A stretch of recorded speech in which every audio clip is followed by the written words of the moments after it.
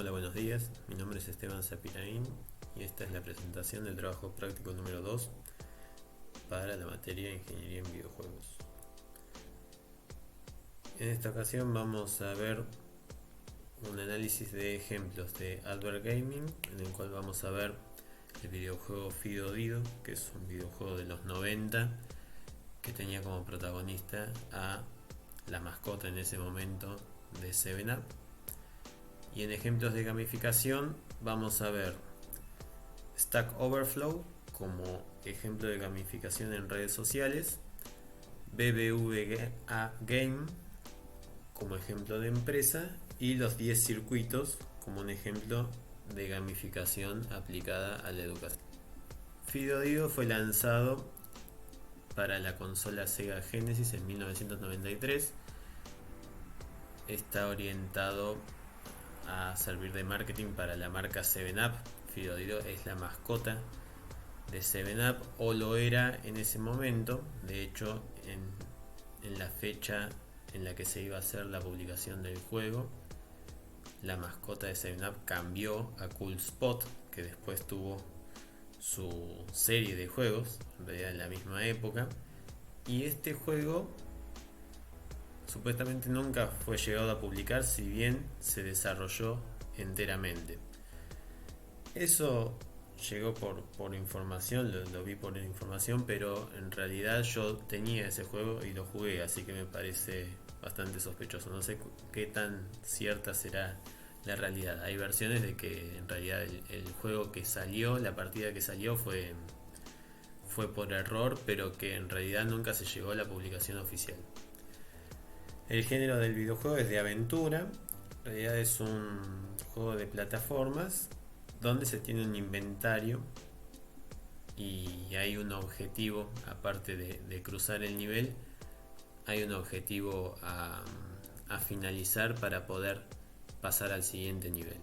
Las mecánicas en el videojuego son las típicas de los juegos de plataforma. El jugador se puede mover a la derecha o a la izquierda, un movimiento lateral, puede saltar y puede utilizar y cambiar los elementos del inventario. Tiene una serie de elementos que permiten distintas acciones. Por ejemplo, en el primer nivel se puede chasquear los dedos, lo cual abre puertas, por ejemplo, o activa algunos elementos, o se pueden dibujar plataformas en el aire. Pero estos elementos van cambiando nivel a nivel. Basada en estas mecánicas, por ejemplo, una dinámica que se genera es que el jugador pueda dibujar un camino de plataformas de estos bloquecitos amarillos para poder subir una rampa que normalmente sería imposible subir para el personaje porque se resbalaría. Las estéticas con las que más se identifica el juego son con las de sensación, porque el juego da una sensación justamente de tranquilidad, porque tiene unos gráficos muy sencillos. El personaje es muy expresivo en cuanto a que está siempre muy relajado, hasta se mueve y salta de manera muy tranquila, muy lenta, y los escenarios y los enemigos no tienen nada de intimidante ni de que te ponen nervioso. En general la atmósfera es muy relajante. A pesar de eso, el juego tiene un desafío importante, porque además de tener que esquivar mayormente a los enemigos y poder saltar en forma precisa para completar el nivel, hay que entender realmente cuál es el objetivo del nivel, aparte de terminarlo, y hay que poder realizarlo, lo que lleva a que muchas veces se esté recorriendo el nivel de adelante para atrás y de atrás para adelante para poder finalizar el objetivo. El progreso en el juego se da por un sistema clásico de niveles en el cual hay 6 niveles que hay que completar en forma secuencial. Para completar cada nivel se cuenta con un tiempo que es limitado y se lleva un puntaje que se da por agarrar ítems o por eliminar enemigos, pero que no tiene una mayor relevancia eh, de la forma característica de los juegos de esta época, sino que cuando se llega a un puntaje determinado se le da una vida extra al jugador. La narrativa del juego es que el jugador tiene que ir cruzando niveles que estarían enmarcados físicamente en el escritorio de la dibujante del personaje para poder despertar a esta dibujante que se ha quedado dormida. Los 6 niveles están geográficamente situados en el escritorio y el personaje va pasando de uno a otro, siendo el último nivel justamente entrar a los sueños de la dibujante para poder despertarla. Analizar Stack Overflow como ejemplo de gamificación en redes sociales. Stack Overflow es una plataforma web a modo de foro sobre preguntas y respuestas acerca de programación. Tiene mucha interacción entre sus usuarios y un sistema que premia a los usuarios por seguir los lineamientos de la plataforma. La forma de utilizar este sistema de preguntas y respuestas es que un usuario publica una pregunta que está relacionada con programación. Los otros usuarios responden a la pregunta y pueden a su vez votar las respuestas de otros. Las respuestas que son mejores votadas, o sea que tienen mayor calificación, van subiendo entre las otras respuestas, de modo que las mejores respuestas quedan más cerca de la pregunta original. Y el usuario que hizo originalmente la pregunta puede marcar una respuesta como correcta y entonces queda marcada esa respuesta con el tic verde, lo que lo hace más confiable para otros usuarios que tengan la misma pregunta. El objetivo de incorporar gamificación a la plataforma es que los creadores de Stack Overflow quisieron diferenciarse de los sistemas de foros tradicionales, en los cuales, como vemos a la derecha, la información que es brindada al usuario que hace la pregunta es mínima en porcentaje con respecto a todas las cosas que se le dicen sobre su desconocimiento del tema y todo lo que debería aprender antes de hacer la pregunta, e incluso las distintas firmas de los usuarios que están más ocupados en explayar su ego que en realmente proveer una respuesta útil para el usuario que hizo la pregunta.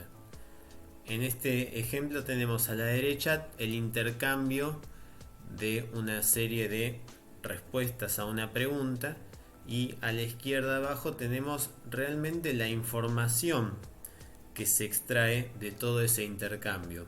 Ellos estimaron que del tamaño de una conversación en un boletín de foro tradicional, solo el 18% corresponde a nueva información, y eso es lo que buscaron maximizar con su plataforma.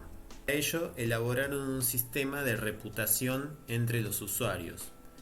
Esta reputación iba a estar dada por los votos obtenidos por un usuario sobre sus acciones en la plataforma. Las acciones que son votadas en la plataforma son las preguntas que son realizadas por un usuario, las respuestas dadas por un usuario a las preguntas de otros, el hecho de que una respuesta sea aceptada como válida y que una edición de un usuario sobre otra respuesta sea aceptada. Todo eso da una reputación, y al acumular reputación el usuario obtiene mayores derechos dentro de la plataforma. Ese es su premio.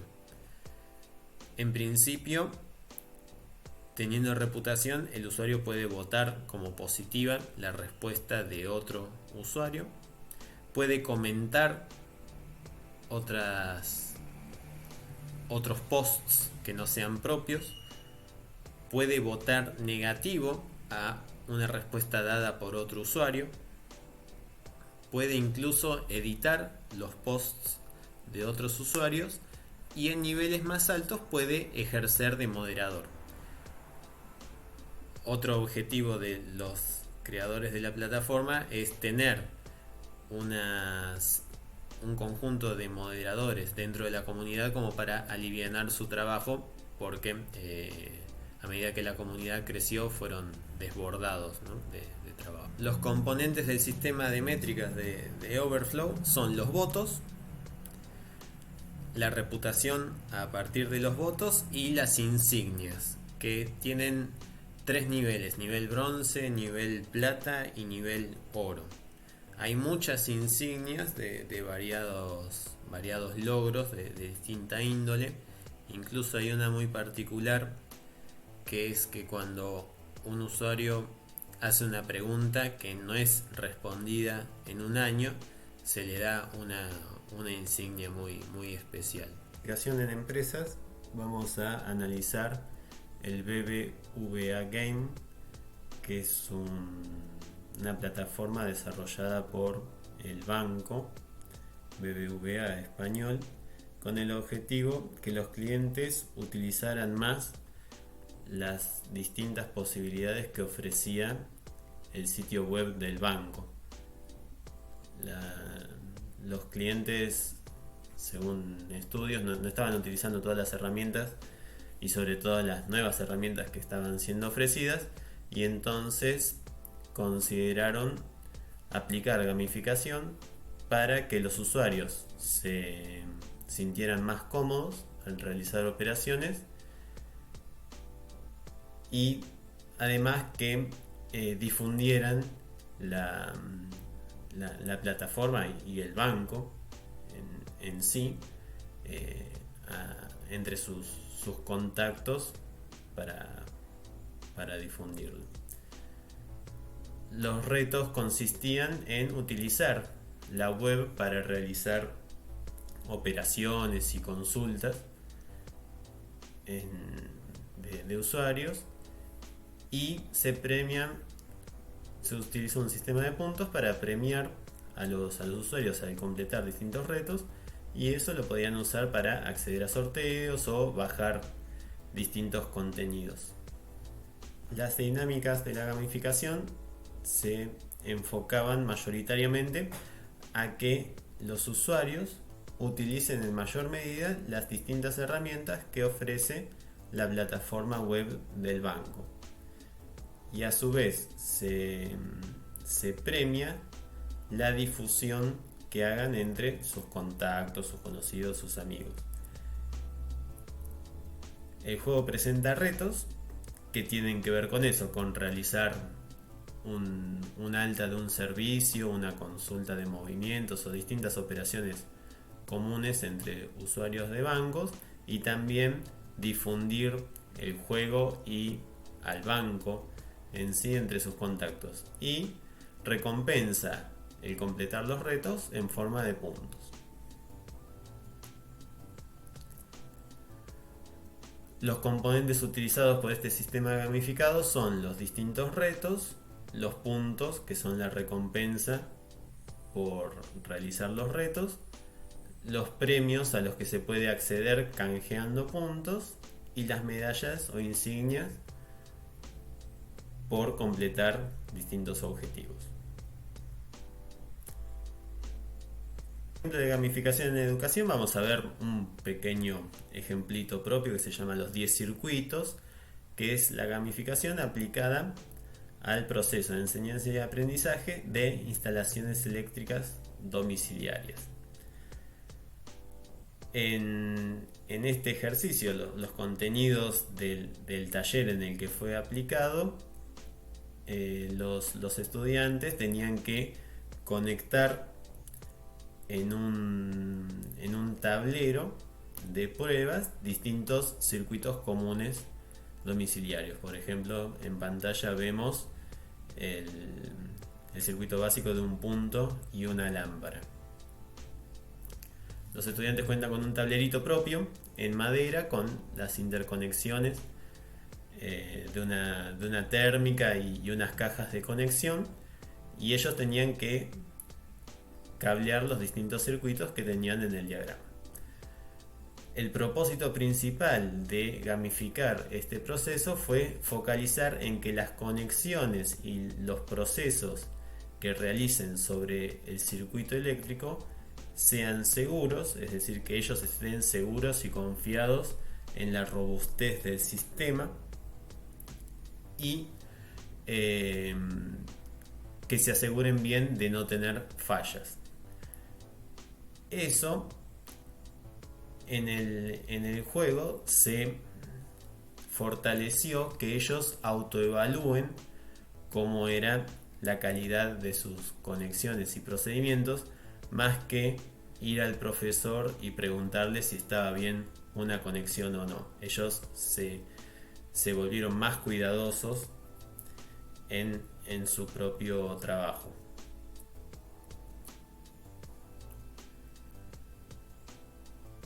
Los estudiantes, para progresar en el juego, en la gamificación, deben cumplir retos que son de la forma de distintos circuitos que en el proceso normal de educación serían distintos ejercicios, y la mayor componente en la evaluación es el conocimiento de la lectura de los diagramas y cómo pasar de los diagramas a un circuito físico, y la seguridad en cada uno de los procedimientos, que son las conexiones, los cableados, los empalmes y las aislaciones de los distintos conductores. Los elementos que componen el sistema gamificado son un sistema de niveles donde los circuitos aumentan progresivamente en complejidad, distintos puntos de verificación. Para cada circuito los chicos tenían que pasar una serie de set points, por ejemplo, dibujar bien el diagrama, realizar bien las conexiones, realizar bien los empalmes, realizar bien las aislaciones, y una prueba final de funcionamiento del circuito. Contamos con un sistema de vidas en el cual, si los chicos se equivocaban en alguno de los puntos de verificación del principio, es decir, en las conexiones o en el diagrama, no perdían vida, sino que tenían que rehacer el circuito. Pero si llegan al punto de probar el funcionamiento de un circuito y el circuito falla, ahí sí perdían una vida. Eso estaba a propósito definido para que ellos llegaran bien con el circuito verificado antes de probarlo y en funcionamiento y dar corriente, ¿no? Que sería para un electricista el dejar el circuito funcionando en una casa. Como en ese punto ya el sistema no tendría que tener fallas, el circuito no tendría que tener fallas, entonces se penalizaba que tuviera una falla en esa instancia final. Y por último, la nota en este proceso era una motivación para que ellos hicieran bien y de una, digámosle, los circuitos en forma segura. Bueno, estos fueron los ejemplos de Advergaming y gamificación. Gracias.